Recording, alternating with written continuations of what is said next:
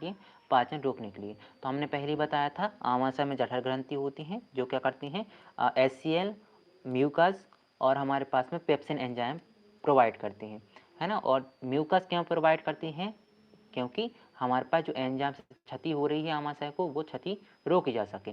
ठीक है, तो अम्ल से सुरक्षा के लिए क्या करती हैं, ये म्यूकस को प्रोवाइड करती हैं या फिर स्त्रावित करती हैं। अगला क्वेश्चन हमसे पूछा गया है कि छोटी आंत की लंबाई सबसे अधिक होने का लाभ क्या होगा, भोजन अधिक देर तक ठहरता है। ये बात बिल्कुल सही हो सकती है। पाचन पूर्ण हो सकता है, ये बात भी बिल्कुल सही है, पाचन पूर्ण हो गया। अवशोषण के लिए अधिक सतह मिलेगी, ये बात बिल्कुल सही है। तो हम बोलेंगे यहाँ पर डी वाला आंसर बिल्कुल सही है कि यहाँ पर जितने भी कारण दिए हैं बिल्कुल 100% श्योरिटी के साथ में छोटी जो आंत है उसकी लंबाई के लिए लाभ ही है। ठीक है, अगला क्वेश्चन आपसे पूछा गया है कि मनुष्य में बड़ी आंत छोटी होती है शाकाहारियों की तुलना में। अच्छा, इसका कारण क्या है, भोजन कम खाने से, सेल्यूलोज पाचन न होने से, जल अवशोषण कम होने से, और एक और आंसर दिया है ऊर्जा बचाने से। इसका मेन कारण क्या है कि हमारे पास सेल्यूलोज का हम पाचन नहीं करते, है ना। अगर हमें सेल्यूलोज का पाचन करना होता तो हमारे पास में आंत बड़ी होती, लेकिन सेल्यूलोज का पाचन नहीं करना तो आंत कैसी है, छोटी भी चलेगी। ओके, अगला क्वेश्चन है अमीबा में पाचन तंत्र ना होते हुए भी पाचन संभव है। एंजाइम बाहर से मिलते हैं, खाद्य रिक्तिका बनती है, यकृत होता है, गिजाड़ होता है। तो अमीबा की विशेषता क्या है कि यहाँ पर खाद्य रिक्तिका होती है। अगला क्वेश्चन है सही को चुनना है, HCl स्त्राव, पेप्सिन सक्रिय और प्रोटीन पाचन, मतलब बताना ये सही क्रम है गलत क्रम है, पेप्सिन पहले प्रोटीन पहले। तो ये बात देखो, सबसे पहले हम देखते हैं, हाँ सही है, आमाशय है सबसे पहले, तो समझो कि हमारे पास में एक जे आकार की नली है, ठीक है, कुछ इस प्रकार से। अब यहाँ पे हम देखते हैं कि हमारे पास यहाँ पे जठर ग्रंथियाँ पाई जाती हैं, है ना। और जठर ग्रंथि हमने अभी बोला था 3 चीज़ों को स्त्रावन करती हैं। सबसे पहले क्या करती हैं, HCl है हमारे पास में म्यूकस है और हमारे पास में क्या है, पेप्सिन है। ठीक है, ये 3 चीज़ों का ये स्त्रावन करती हैं। अब सही क्रम क्या होना चाहिए, तो सबसे पहले हमारे पास सही क्रम क्या होना चाहिए, HCl का स्त्राव होना चाहिए, है ना।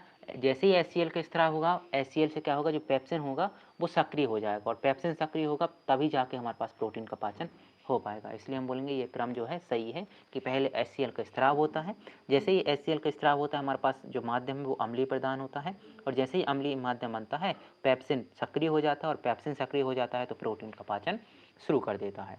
ठीक है, अगला क्वेश्चन है पितरस पायसीकरण लाइपेज क्रिया, ये बात भी बिल्कुल सही है।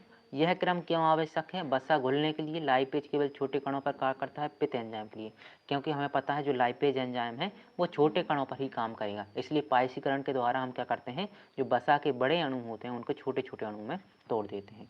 ठीक है, तो इसका आंसर क्या होगा, बी वाला सही होगा। अगला क्वेश्चन हमारे पास पाचन से संबंधित क्वेश्चन है कि पाचन, पहले पाचन होगा, पाचन का मतलब होता है छोटे छोटे टुकड़ों में, फिर उसका हम अवशोषण करते हैं और फिर लास्ट में जाके आत्मसात करते हैं। आत्मसात का मतलब क्या होता है, यहाँ पे पूछा गया है भोजन का पाचन करना, भोजन का अवशोषण करना, अवशोषित भोजन का उपयोग करना और मल त्याग करना। यहाँ पे सही आंसर क्या होगा आपके पास में, अवशोषित भोजन का उपयोग करना। अब यहाँ पे बात समझना आप, बहुत छोटी सी बात है, याद रखना कि हमारे पास जो मानव होता है या फिर और जानवरों की बात करें, जो भोजन होता है ये 5 चरणों में होता है। कितने चरणों में होता है, 5 चरणों में पूर्ण होता है। कौन कौन से चरण है एक बार आप देख लो। सबसे पहले हम क्या करते हैं, यहाँ पे अंतर्ग्रहण का कार्य करते हैं, मतलब जो भोजन बाहर होता है उसको शरीर के अंदर लेते हैं। ठीक है, जैसे ही हम भोजन को शरीर के अंदर लेते हैं, ये पहली स्टेप है। दूसरी स्टेप में हम क्या करते हैं, उस भोजन को हम पाचन करते हैं। पाचन का भी मैंने बताया था, पाचन का मतलब होता है जो बड़े बड़े जटिल अणु होते हैं उनके छोटे छोटे अणुओं में तोड़ना। ठीक है, दूसरा काम क्या होगा, अंतर्ग्रहण के बाद में हमने पाचन किया, फिर तीसरा काम क्या होगा, तो बोलना तीसरा काम होता है हमारे पास में अवशोषण करना। जो भी हमने पाचन किया है उसका हम क्या करते हैं, अवशोषण करते हैं और कोशिकाओं के पास रक्त के द्वारा पहुंचाते हैं। चौथा काम होता है हमारे पास में आत्मसातकरण, जिसे हम बोलते हैं एसिमिलिफिकेशन। अब बोलोगे सर ये आत्मसातकरण क्या होता है, तो बोलना हमने कोशिकाओं के पास जो हमने छोटे छोटे मॉलिक्यूल तोड़े थे उनको हम कोशिकाओं के पास भेजते हैं। अब कोशिका क्या है, उसको अपनी ज़रूरत के अनुसार क्या करती है, अपने ज़रूरत के अनुसार अपने काम में यूज करती है।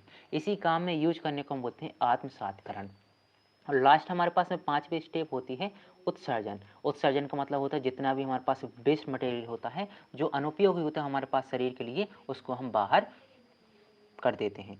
ठीक है, बात क्लियर है। तो आपसे अगर कोई पूछे कि पाचन जो होते पूरी पाचन तंत्र कितने चरणों में होता है, तो बोलना पाचन तंत्र पूरा 5 चरणों में होता है। सबसे पहले अंतःग्रहण होता है, फिर पाचन होता है, फिर अवशोषण होता है, फिर आत्मसात्करण होता है और लास्ट में उत्सर्जन हो जाता है। ठीक है, ओके। अगला क्वेश्चन आपसे पूछा गया यहाँ पर, जुगाली करने वाले जंतुओं में रूमेन का पीएच कितना होता है। रूमेन में बताया था प्राथमिक आमाशय है जहाँ पे बैक्टीरिया वगैरह पाए जाते हैं या फिर अस्थायी रूप से ये भोजन को स्टोर करते हैं।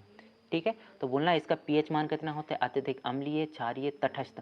तटस्थ का मतलब था यहाँ पे उदासीन। ठीक है, तो हमें पता है जो रूमेन होता है यहाँ पे उदासीन रहना सबसे बेहतर होगा। अगर अम्लीय हो जाएगा तो ये वापस मुँह में लेंगे तो यहाँ पे इन्हें अजीब लगेगा, है ना। क्षारीय हो जाए मुँह में लेंगे अजीब लगेगा। यहाँ पे क्या होता है, इनका जो माध्यम होता है रूमेन में वो कैसा होता है, उदासीन होता है। ठीक है, अगला क्वेश्चन है, जुगाली करने वाले जंतुओं में सेल्यूलोज पाचन संभव है, क्यों। उनके पास विशेष दांत होते हैं, रूमेन में जीवाणु होते हैं, उनकी छोटी आंत लंबी होती है और वे अधिक भोजन करते हैं। क्योंकि अभी हमने पढ़ा था जो रूमेन होता है प्राथमिक आमाशय होता है, वहाँ पे क्या होते हैं, हमारे पास कई प्रकार के जीवाणु होते हैं, बैक्टीरिया होते हैं, जो क्या करते हैं, जो सेल्यूलोज है उसको पाचन करने में सहायता करते हैं। अब जैसे जो जुगाली करते हैं उनकी बात तो अलग हो गई। अब मान के चलो हमारे पास कई ऐसे जीव हैं, मतलब ऐसे जानवर भी हैं जो घास खाते हैं, मतलब सेल्यूलोज का वो भी पाचन कर सकते हैं, लेकिन उनके पास में जुगाली करने की प्रवृत्ति नहीं होती है, उनके पास अस्थायी रूप से स्टोर करने की प्रवृत्ति नहीं होती है। तो उनके पास कैसे पाचन होता है, तो बोलना उनके पास भी हमारे पास में ये जीवाणु जो होते हैं ना उनके पास ही पाए जाते हैं। अगर आपसे पूछे ये जीवाणु कहाँ पे पाए जाते हैं, तो बोलना एक सीकम नामक संरचना होती है, किसमें होती है, बड़ी आंत में, ये इसमें जीवाणु पाए जाते हैं। तो याद रखना, जुगाली करने वाले जंतुओं में रूमेन में जीवाणु पाए जाते हैं, जबकि बिना जुगाली करने वाले जंतुओं में सीकम जो बड़ी आंत की एक भाग होता है उसमें जीवाणु पाए जाते हैं। ठीक है, ओके।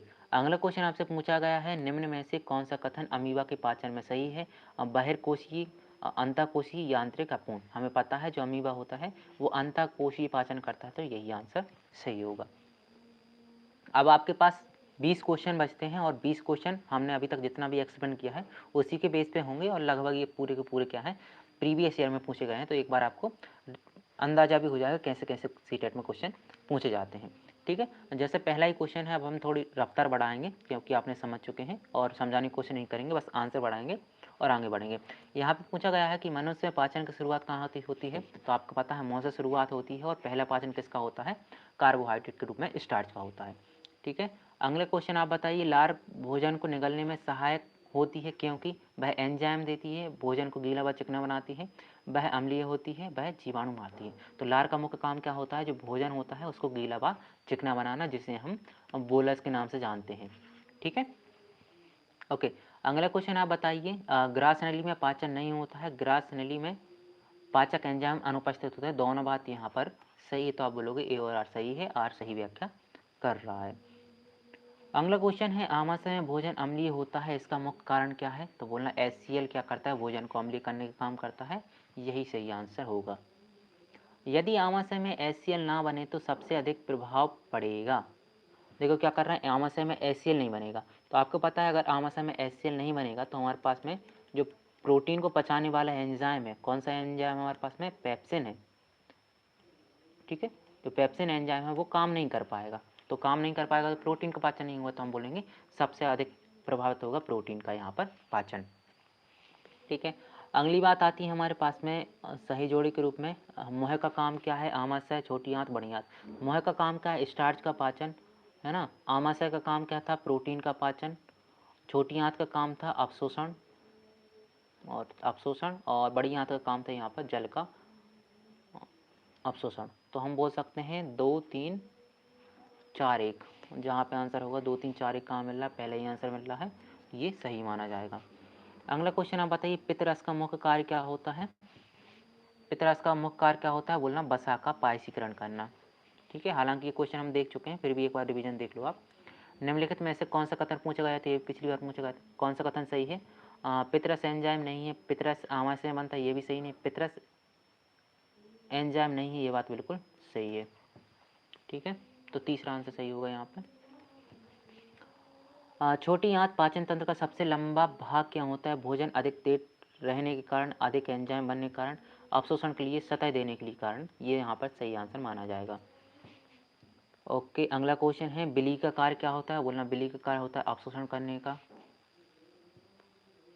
ओके ओके, सही क्रम बताना है। बोलना पहले मुख आएगा, आमाशय आया, गलत हो गया। मुख आया, ग्रासनली, आमाशय, छोटी आंत, यहाँ पर ये सही है। बड़ी आंत का मुख्य कार्य, बड़ी आंत का मुख्य कार्य पूछना है। बड़ी आंत का मुख्य कार्य पाचन नहीं, पाचन का आमाशय करेगा। एंजाइम का स्त्रावण नहीं करता, ये जल का अवशोषण करता है, ये बात बिल्कुल 100% सही है। मल का स्थायी संग्रह कहाँ पे होता है? मलाशय, बड़ी आंत, छोटी आंत और गुदा। अस्थायी संग्रह कहाँ पे होता है? तो आप बोलना जो मलाशय होता है, जिसे हम रेक्टम के नाम से जानते हैं, ये वहाँ पे यहाँ पे संग्रह होता है। जुगाली करने वाले जंतुओं में सेल्यूलोज का पाचन छोटी आंत, बड़ी आंत, रूमेन। तो जुगाली करने वालों में सेल्यूलोज का पाचन कहाँ पे होता है? रूमेन में होता है। और जुगाली नहीं करते हैं उनमें बड़ी आंत में होता है। अगला क्वेश्चन आपके पास में दिया है, मनुष्य में सेल्यूलोज का पाचन नहीं होता, आमाशय छोटा होने के कारण, पित्तरस नहीं होने के कारण, आवश्यक एंजाइम के कारण। तो आवश्यक एंजाइम नहीं होते, इसलिए पाचन भी नहीं होता। अमीबा में पाचन होता है अंतःकोश की, अभी हमने पढ़ के आए थे इसको। तो ओके ओके ओके, हाँ विशेष देखो, गाय में हमें पता है, गाय में किससे होता है? रूमेन के द्वारा होता है। पक्षी में गिजार्ड के द्वारा होता है। अमीबा में खाद्य रिक्तिका के द्वारा होता है। और मानव में बिली के द्वारा होता है। तो हम बोल सकते हैं यहाँ पे 2 1 3 4, 2 1 3 4 सही है। पक्षी में दांत नहीं होते, फिर किसके द्वारा कर सकते पाचन? बोलना गिजार्ड के भोजन पीसने के द्वारा। ओके, लास्ट 2 क्वेश्चन है आपके पास। पाचन, अवशोषण, आत्मसात, विसर्जन। आत्मसात का मतलब क्या है? अवशोषित भोजन का उपयोग करना। भोजन को तोड़ना का मतलब होता है हमारे पास यहाँ पर पाचन। भोजन को ग्रहण करने का मतलब होता है अंतर्ग्रहण होता है। और मल त्याग करना मतलब विसर्जन होता है। आपके पास है छोटी आंत में पाचन पूर्ण होता है, ये बात बिल्कुल सही है। जहाँ अग्नाशय रस, पित्त और आंत रस मिलते हैं, ये बात भी बिल्कुल सही है। व्याख्या भी सही है। ठीक है, तो यहाँ पर हमारे पास ये सेशन हो चुका है एंड। आपके पास कोई भी यहाँ पे डाउट नहीं बचना चाहिए आपके पास में। ठीक है, और सबसे ज़रूरी बात है, अगर आपको ये PDF चाहिए है तो हमारे पास टेलीग्राम है T-Throne करके, और या फिर आपको यहाँ पे बायो में लिंक मिल जाएगी, आप वहाँ से टेलीग्राम को ज्वाइन कर लेना। और पूरी जितना भी स्टडी मटेरियल है साइंस रिलेटेड, सब आपको फ्री में मिल जाएगा। कोई पैसे देने की ज़रूरत यहाँ पर नहीं है। ठीक है, मिलते हैं फिर